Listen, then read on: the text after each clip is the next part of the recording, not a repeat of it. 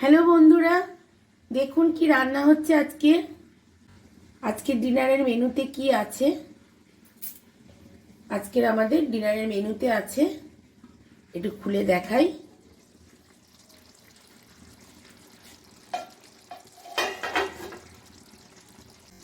দেখুন, চিকেন রান্না হচ্ছে। এখানে রান্না চলছে চিকেন কষা,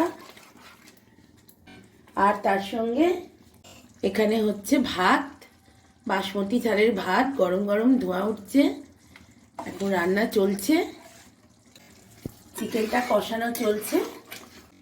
আজকে আমাদের রাতের মেনু কেমন আপনারা বলবেন।